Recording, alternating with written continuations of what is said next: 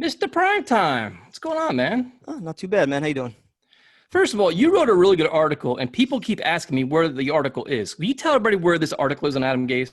Yeah, so NYSF Mag, just head over to the blog section. It's actually going to be featured in our digital mag that we're probably going to be putting out sometime next week. But yeah, if you want to read it now, just go over to the blog section. I think it's the second article posted on there. I did a pretty lengthy breakdown on just Adam Gase and how the media's kind of been pointing the direction or a lot of the spotlight on him instead of Sam Darnold, and some of the reasons why I feel like it should be on Adam Gase and not just Darnold. So yeah, definitely go check that out.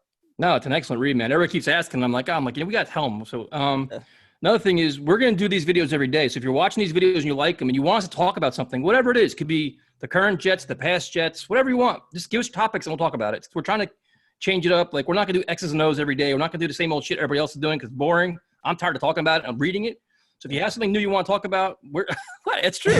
No, you're right. You're right. Dudes, if you have topics you want us to talk about, do it. If you want to be on our fan series thing, which we're going to do over the phone if you're domestic, United States. If you're overseas, no big deal. We can do it through Zoom. So reach out to us. We're going to do it. We're trying to get like 2 or 3 done a day. So that's it, man. I mean, you can do one with you too, man. We got to do your fan series. Well, I was going to say, that's the topic I was planning on for tomorrow. I figure you and I can go back and forth with how we became Jeff fans and all the torture that we've watched through the 80s and 90s. So some of the stories are phenomenal, man. Like the one guy's like, you remember this? I'm like, dude, like it's like you want to have like a positive like conversation about being a fan and all stuff. And you start going down the path of, remember this game when they blew it? Remember this game? It's just like, being a Jets fan is rough sometimes. Yep. So on a brighter note, what this episode's going to be about is the Ring of Honor. And as Jets fans know, the team inducts players into the Ring of Honor. They have 18 in there now. And all the names that everybody knows, like Curtis Martin and Klecko and Joe Namath, and all those guys are in there. Kevin Mawae recently. All the Hall of Fame guys are in there. But the topic of this video is the next 3 guys that should go in. And this is going to be interesting because there's a lot of different names that get thrown around. For me, the criteria is got to be, you got to be a longtime Jet, hopefully drafted by the Jets, be very like amongst the best ever played for the organization. No, like guys like Brandon Marshall, great year, no. If you had a 2 or 3 year run, forget it. It's got to be like a significant amount of time at the Jets where you're like, when you walk away, you're like, damn, this guy was one of the best I've ever seen play for this team. So 3 guys each. If you want to go back 1-on-1, Kev, we could do that. If that's however you want to do. I'll even let you go first. Well, before I even get to that, I guess, like, just touching on what you said, I kind of like how the Yankees have it where it's like you go into a Monument Park, it's all fucking legends there. Mm-hmm. And the Mets, even to like the opposite extent, they have 2 managers that are in, Casey Stengel and Gil Hodges, and only 2 players, Mike Piazza and Tom Seaver.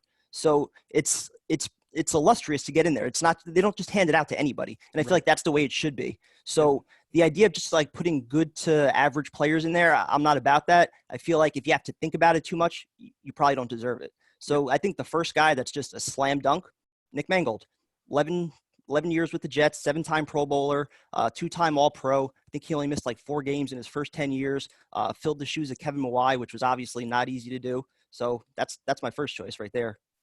Yeah, see, my picks are all to go back a little bit. There's a lot of guys, the current guys are like recently retired guys that you can go into, but I'm going back. All 3 of my guys are going back on. And the first one for me is Mickey Schuler. Arguably probably the best tight end in the history of the Jets. Drafted in 1978, older. I'm old, so I can kind of relate to this. My father loved him. I sometimes think a 2-time Pro Bowler, 3-time All-Pro. I mean, he's, the Jets don't have a long history of great tight ends, but he was great. He was very, very good player. And to me, he's on the all-time team, and I think he's deserving. Like, the one thing about the Jets, they seem to kind of forget about their history a little bit, and they got to be kind of dragged back to their history sometimes, and I don't know why, because a large portion of this fan base likes all these players and remembers them all. And you're kind of like, hey, man, like, he's a guy for me I think should be in there. And that's just kind of guy I go with. The best tight end in the history of the organization, All-Pro, Pro Bowl caliber player, go-to guy, money guy, and that's my first nomination. Yeah, unfortunately, I didn't get to actually watch him. I was born in 88, but I definitely heard stories growing up. My mom and dad both were big fans of him. So, yeah, I can't really argue that one. The other guy I'm going to go with, and this is surprising, I'd love to know if there's a reason why he's not in the Ring of Honor yet because his numbers retired, is Dennis Byrd. 3 seasons with the Jets, 7 sacks, 13 sacks, and then another 7. in his first, full 3 seasons. Obviously, year 4, we know what happened. He gets paralyzed and, career's cut short from there. And you even look at his post-football career, just learning to walk again, and everything that he had to go through post-football. I think that's an absolute no-brainer to be in the Ring of Honor. And I'd love to know why he's not in there already, considering the fact that his number is retired. Yeah, he's the kind of one where it's like it's not really it's on his was on the field was very good, but it's more about the off the field. And unfortunately, he passed away since then. But it's like he did so much off the field, and just like you said, the rehabilitation, the inspiring the team. And I don't think anybody. I mean, retires is one thing, but I think to honor him in that way, where you see it when you walk in the stadium, you see that name on, it makes a lot of sense to me, dude. Like I have no argument there at all. That's something that I'm surprised. I was kind of surprised too because I was going through the list. I'm like, oh shit, I thought he was in there already. Yeah, that's what I thought also. Yeah. And I know like the team award right now, like every year, the most inspirational players, the Dennis Byrd Award. So yeah, I think it makes plenty of sense. Yeah, so an honorary thing, I had no problem with that. My second guy is going to be Moe Louis. And Moe Louis to me is one of the best defensive players that I've seen, who really flourished under Bill Parcells. He went through some really lousy years with coach type, but phenomenal player, man. He was the great physical guy, sacks, good against the run. He has crazy stats, 3-time Pro Bowl, All-Pro, defensive captain, team captain. He did it all, man. He was a phenomenal player. And the problem with him is he wasn't very outspoken. He didn't give you those big catchy headlines. He wasn't like he just went about his business the right way, kind of like a David Harris, but before David Harris. You know what I mean? Yep. So for me, Moe Louis is just it's a no-brainer. This guy should be in. It's one of the best players for the team. And it's such a shame with him that the thing that he's most remembered for is taking out Bledsoe and starting Brady's career. But want to know a little story about that? I was actually at that game. We went up with Panda to go to that game to Jets Patriots. Yeah. And it was like, oh, this is great. This is all this stuff. And boom. And it's like, and when he knocked out Bledsoe, the fans were like, oh, Jesus Christ, our season's over with this Tom Brady guy, blah, blah, blah. They're all ripping everybody. They hated everything. Everything's over. And there we go. So. All right, so it was my friend Steve. My bad, but I was there. I was gonna say Panda would have been pretty young at that time. No, it's my friend Steve. I forgot the long ride home.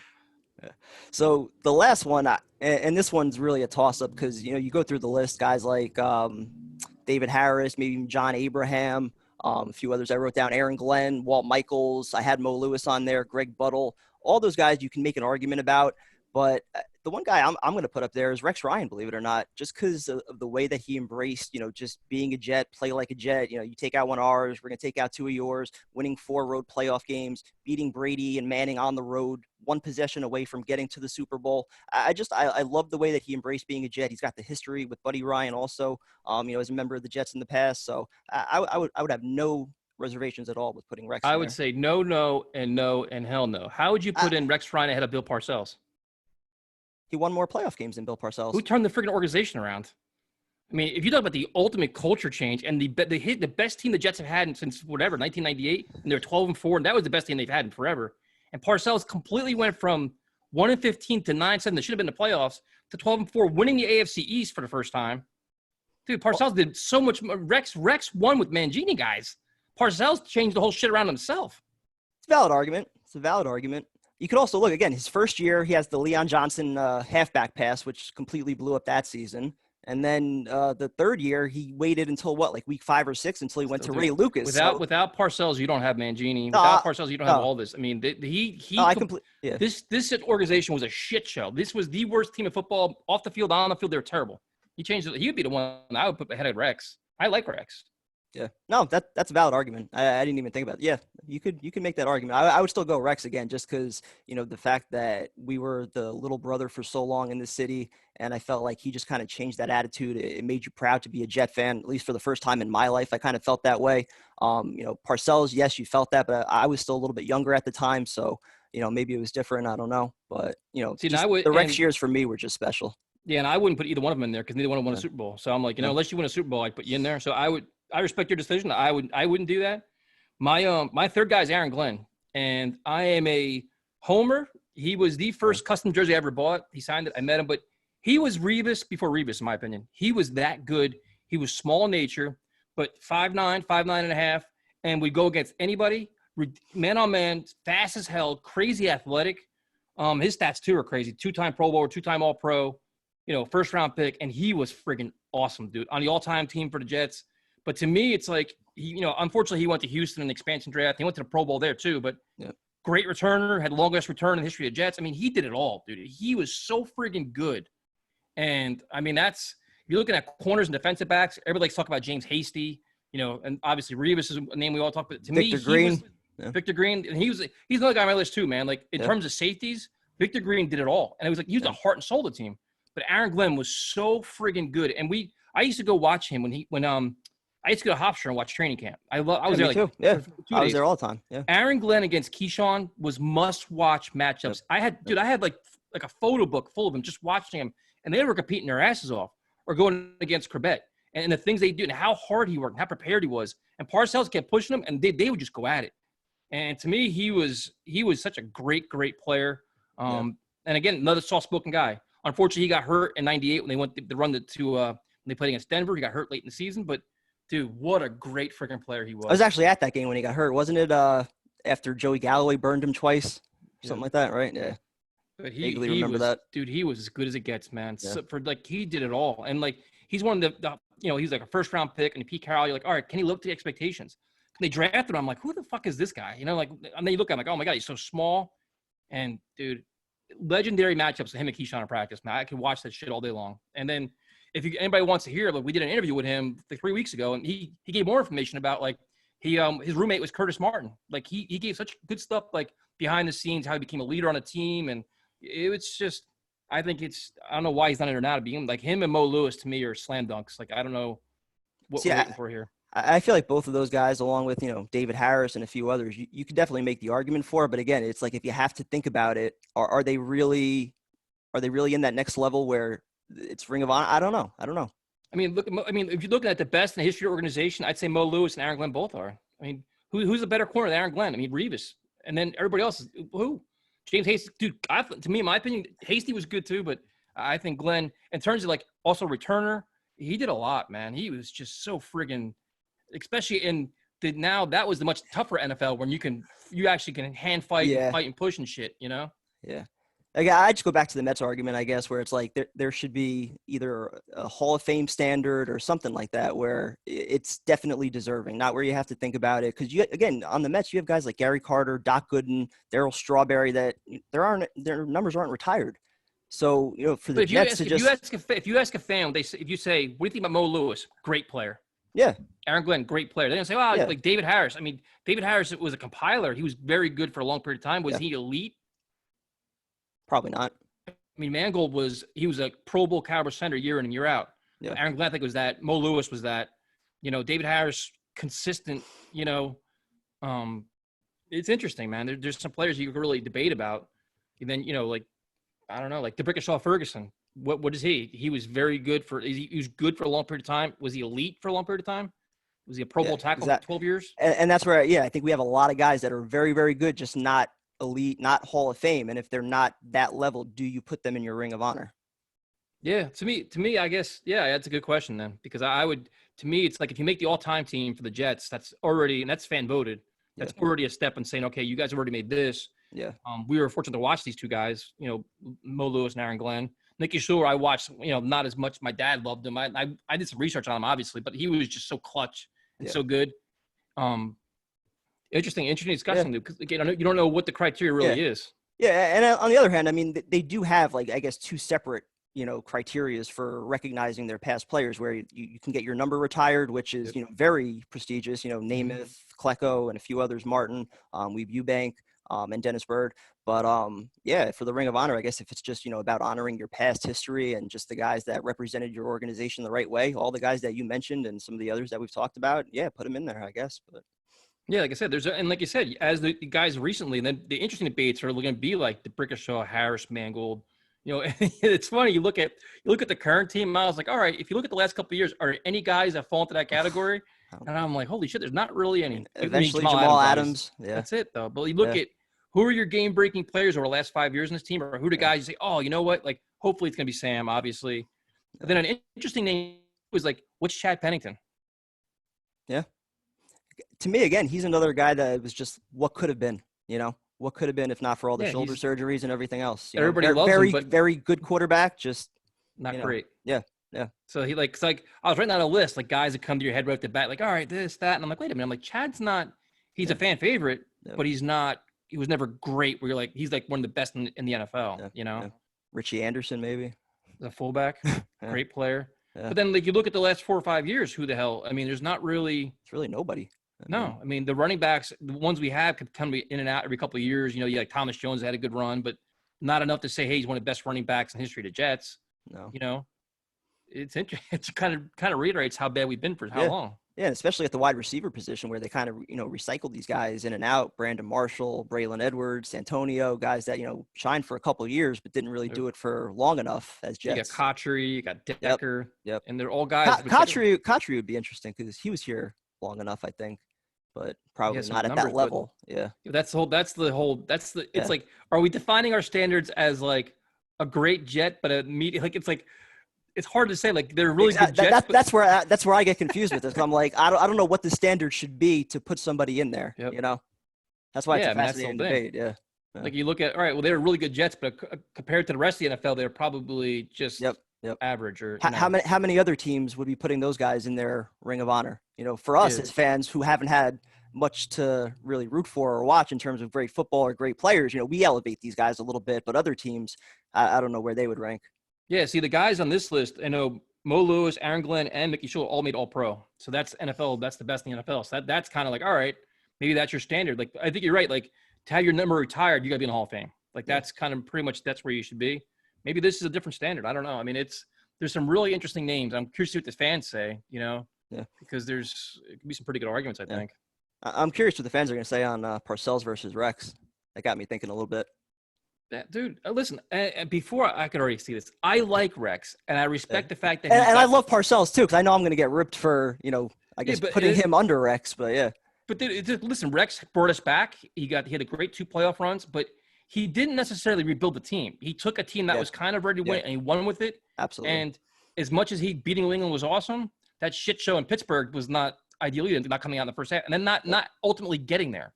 Yep. So that I would say I wouldn't put in Rex just because of that, because he didn't actually got the 2 championship games and didn't make it. Parcells, I think, was a better candidate because he changed things around, but he didn't get it done either. And then he left us too. He went to general manager, and then but at the same time, when he left, he did leave the Jets in a very good position with the 4 first-round picks, which he pretty much nailed on all of them, and even got Coles in that draft in the 3rd round, which was phenomenal. So he thought he had Belichick in place to take over, and he fucked us over. So then that was kind of really screwed us. But yeah, that's an interesting debate. I think I would do Rex. So I mean, Parcells over Rex, but I wouldn't put either one of them in there because I don't think they got it done. That's fair. And then in terms of any I'm trying to think of what other people could even qualify. There's not really. Like no front office guys, because it's never like not winning a Super Bowl kind of discounts a lot of people. If John Abraham or Keyshawn would have played here longer, I think both of those guys would have been no brainers. But now you hit a name I was gonna.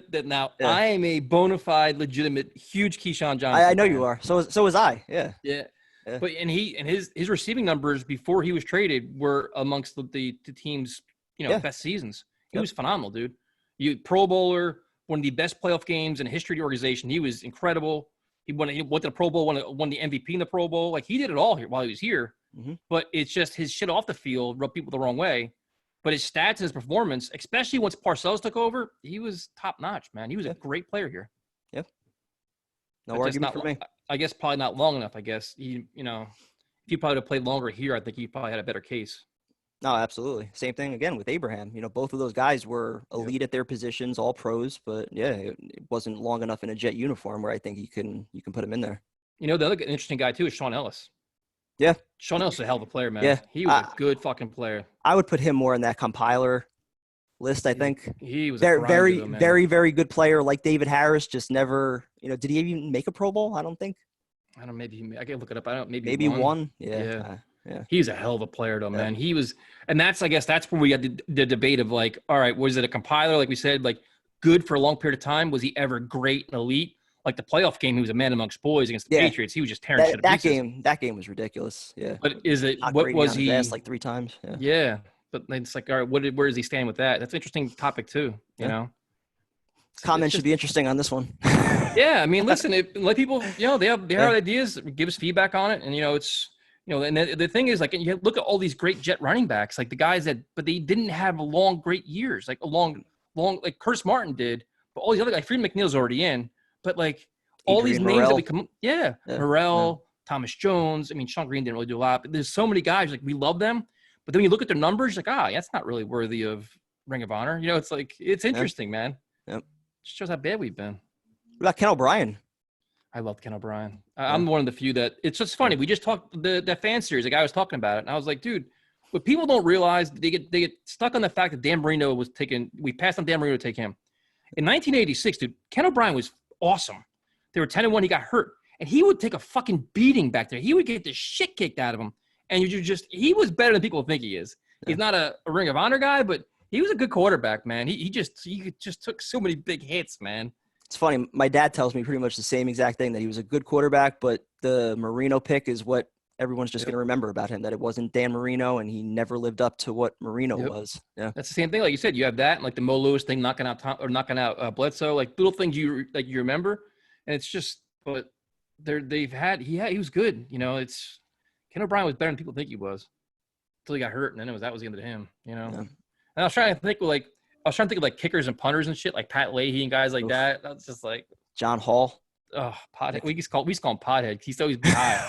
It's just like, but I'm trying to think who else. And I'm not really sure who else can really make it. You look at the all-time Aguiar. Remember, he used to shank the shit out of punts. Then you have like kick returners like Leon Washington and players like that, like the versatile Brad guys. Smith. No. Yeah, but they're not elite, you know? No. So we'll see. We'll see what the reactions are to this. Be interesting to see what people come up with, you know? Yeah. So Good talk, man. Dude, talk to you next time, man. No doubt.